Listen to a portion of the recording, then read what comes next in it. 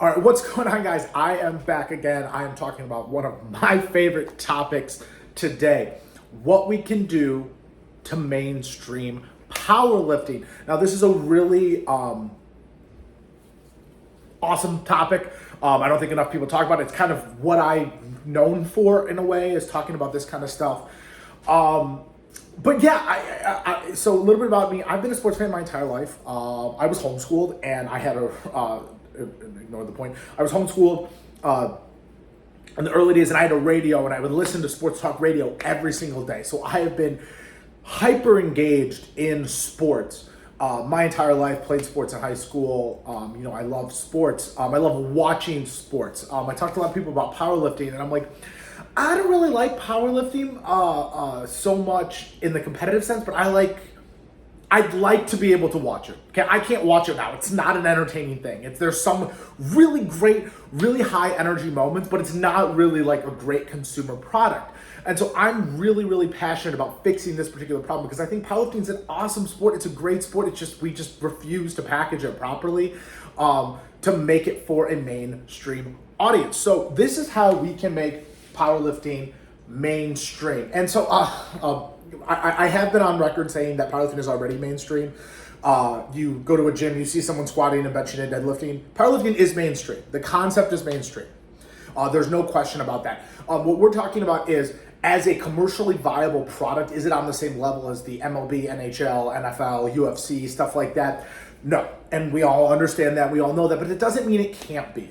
Okay, sports teams and sports entities are as valuable as they've ever been with the advent of sports betting. There's no reason, if the WNBA can get the valuations they're getting, that powerlifting can't, right? It's just, we've just refused to address the issues and the problems that we've had for what a variety of different reasons. But again, I am on a mission to do that. So I'm going to talk to you guys a little bit about how we can do that. Number one, we've got to fix the product, okay? A product sucks, right? It's not really something watchable. We talk about how many people talk about, oh, it's boring, it's repetitive, blah, blah, blah, blah, blah.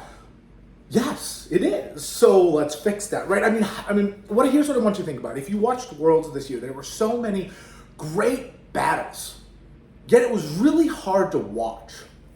So I'm going to talk to you about a couple things that need to be fixed. First thing is shorter events. This one is really, really easy to fix, okay? Shorter events, the average viewer attention span is under 2 hours. Just get rid of the roster. Just kill 1/3 of the roster. Kill them. 16 lifters max, 2 flights of 8. Make sure it's consistent, though. I know athletes have talked about how the short flights are a lot. Just make sure it's the same every time so athletes can train for that. And I think that's a fair compromise. Springing that on athletes really isn't fair. And then if we do find that we need to make these things shorter, we just put in a commercial break, right? 8 lifters, commercial break, and then give the lifters a little extra time that way. I think that's a better way to do it, because then people know there's a break. But yeah, that's a really easy one, low-hanging fruit. I went to Sheffield last year. It's 5 hours, and it's too long. What are we doing? Make it 2 days. You think they wouldn't sell out that theater back-to-back? That makes no sense to me. Make it 2 days, make it shorter, make it a more engaging experience. Because you're at this event, you're trying to build towards a climax, and instead of building rapidly, it just takes forever to build towards the climax. It's just way too long. Every sport in the world is trying to make it shorter. The NBA is shortening quarters from 12 minutes to 10 minutes. The MLB instituted a pitch clock. Every sport is doing right by their fans. Remember, the fans are the ones who pay the bills, okay? We need to do right by our fans so that we can do right by the athletes, right? If we just keep focusing on the athlete, we're actually doing the athletes a disservice, right? We need to make money so we can pay the athletes, okay? But we have to improve the product. Okay, number one, short events. Number two is no irrelevant performances. This one's another easy one. If you're watching the 83s and there's a head-to-head or a 3-way battle, the other 9 athletes in the flight are irrelevant. They're pointless. You're effectively watching paint dry. That's when powerlifting becomes the same thing over and over again, when you're waiting for the actually competitive athletes to go.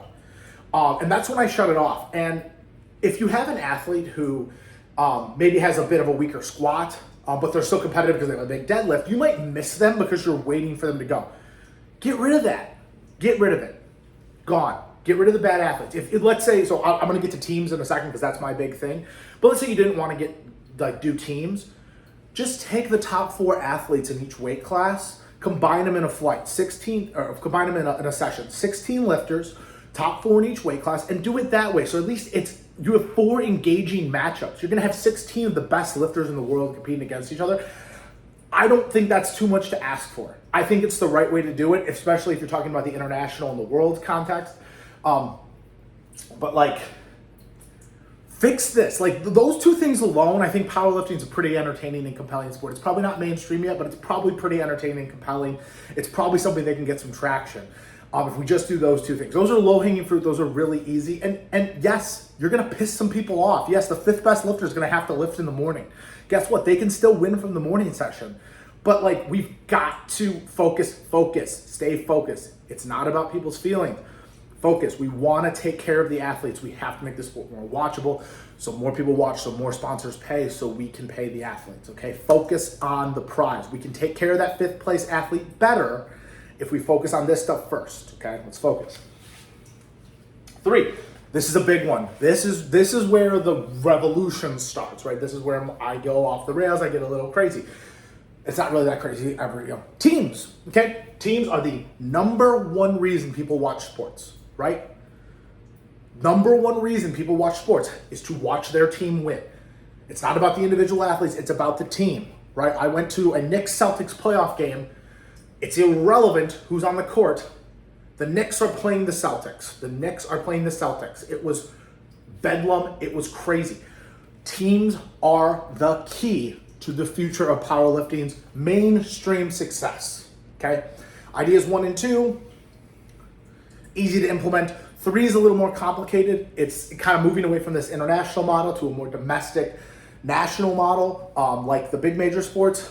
Again, if you're opposed to that, fine. We can debate that all we want. I don't think most people, if you had to choose between being in an international league versus the NFL, you're picking the NFL every time, so maybe it's time to just start moving that way. Again, we can debate the format, we can debate what scoring system we're going to use. When I talk to investors, and I've talked to several about this particular concept, the thing that intrigues them the most is the fact that men and women can compete directly against each other and it be fair, because we use formulas, right? We can debate the formulas all we want, but that is the key to differentiating powerlifting from other sports.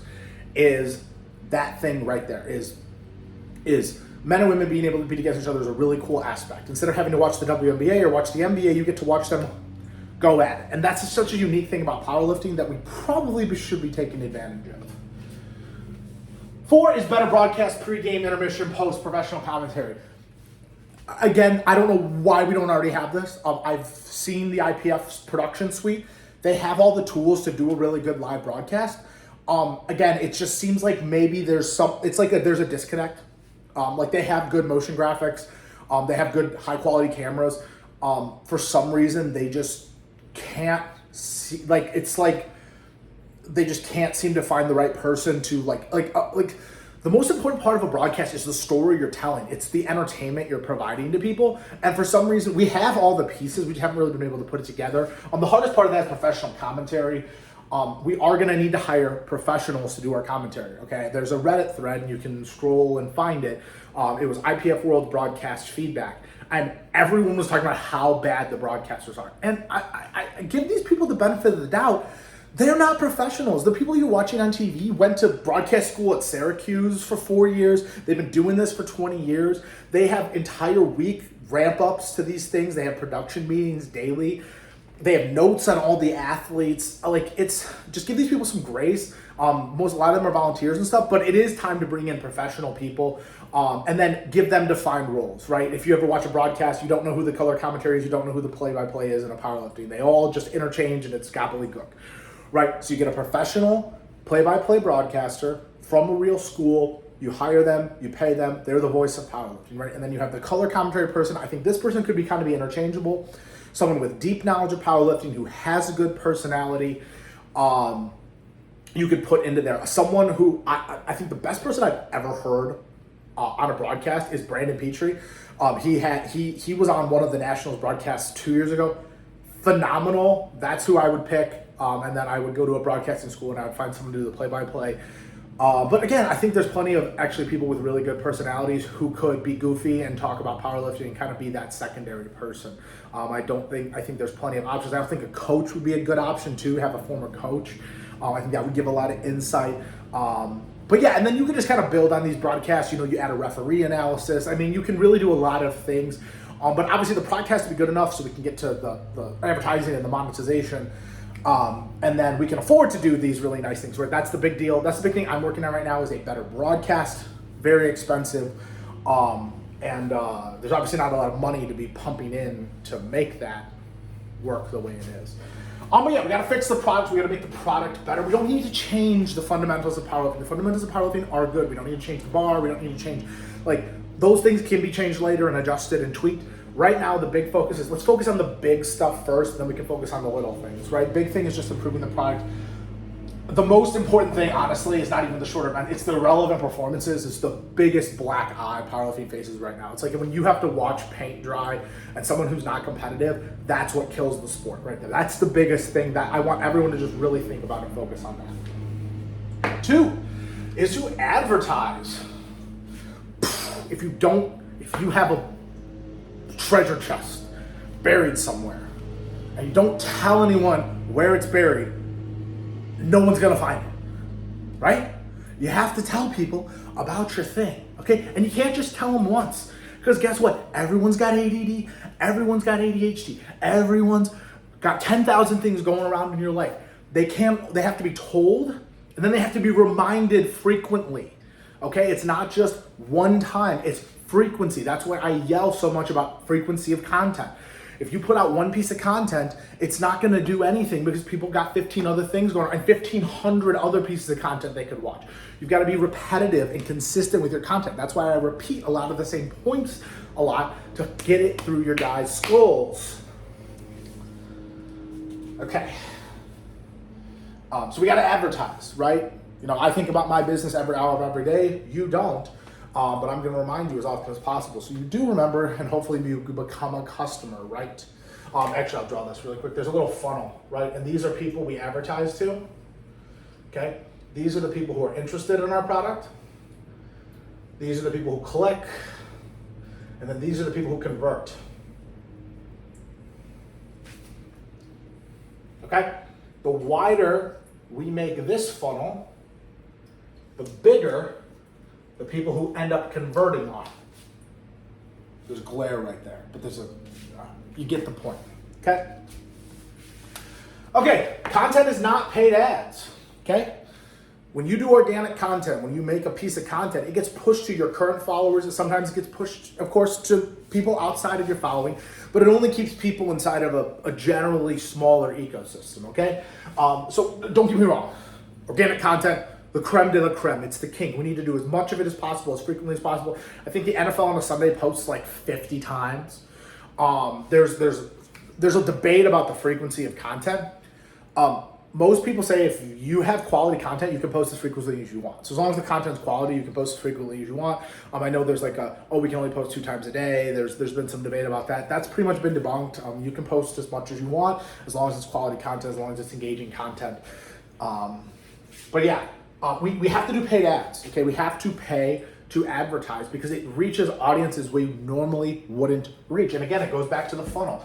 The more we put in the top of the funnel, the more people get interested, the more people become engaged, the more people that click, the more people that convert and become customers and become fans of powerlifting. So we have to fill the top of the funnel to get people. The more we pour into the top of the funnel, the more customers we get, okay? It's basic science. It's not even business, it's science, it's physics. Okay, build email and text lists. This one's kind of easy. Basically, you have some sort of offer, some sort of, hey, get 10% off your Federation membership if you give us your email and your phone number, right? And you build these text lists, and then every time there's an event, you send an email. Tonight at 7 p.m., there's nationals tonight. Right, you're just promoting what you got to remind people that things are on, right? There's 15,000 things I could watch on TV. You got to keep reminding people. Partner with influencers, I think that goes back to paid content. Just you find people in the current space and people outside of the space, and you pay them to make content. You offer them free things. I think a lot of athletes in the space would be more than happy to work with us for free, honestly, to help promote the sport. I don't think that's super dramatic. I think maybe you offer them some sort of, what I've proposed in the past, and this is actually a really good idea, so that's why no one ever does it, is give each of the athletes a code, a discount code for the Powerlifting America membership or the Federation membership, and then do that. Then you can directly track the stuff. You know who the popular athletes are. Maybe I can do that as a meet director. I think that's probably easier to do with a meet director as opposed to a federation. Again, it's a good idea, so it's never going to happen. Okay, so advertise. Really easy. Get people to watch. And then, this is the dirty one. This is dirty to people. People think this is disgusting. Monetize. Ugh. Yes, people have to pay for our content. Okay? They're paying for everyone else's content. They're paying for UFC Fight Pass. They're paying for NFL Plus. They're paying, I think it's like $600 annually for NFL Plus. What are we doing? Charge for our content. We have a niche sport, okay? We have a niche sport, okay? Only a handful of people are going to watch it. They're very rabid people right now. Charge them. Charge $9, okay? You can't even get a burrito for $9. Charge $9, okay? On a subscription, $9 a month to support your favorite athletes. Okay, people are paying for $13 a month for Powerlifting Now, which is like videos of a guy talking. And don't get me wrong, Powerlifting Now is great for educational content and stuff, but if we're charging for the educational content about the sport, we can't charge for the sport itself? Come on. Okay. There are other options that I just don't think are as good. You could sell the TV rights. We don't have enough traction to sell the TV rights. Are you going to sell one event a year? Great. Pay-per-view. I don't like pay-per-view. I don't like. I like the UFC. I would watch every fight. But like, there's other stuff on, and I just don't care enough to drop $75. I don't think it's the worst idea. I think like something like Sheffield should be a pay-per-view. You should charge $50 for the Sheffield. Like, maybe not $50. Charge $20. 10,000 people watch it. That's $200,000. That's a pretty decent prize pool. I think that's a mistake to not monetize it anyway. Monthly subscription is the way to go. $9 a month. Put all the content on there. Generate more content. Make as much content as possible. Make it super valuable. That's the way to do it. But yeah, and then like after you monetize, basically what you do is you just put it back in advertising. It doesn't go backwards. You put it back in advertising. And then you advertise, you get more people, and then you get more money. It's like, it's physics, right? It's literally physics. It's literally just a chain reaction, right? But you have to start the chain by having a good product, and then you actually have to tell people about it, and then you have to take their money. And then you have to take their money and you have to reinvest it in advertising, reinvest it in making a better product, and it all cycles. Okay? Again, thank you for tuning in. I'm getting pissed off just talking about this because it's really not that hard when I break it down. So, like, follow, subscribe, all that. Peace out.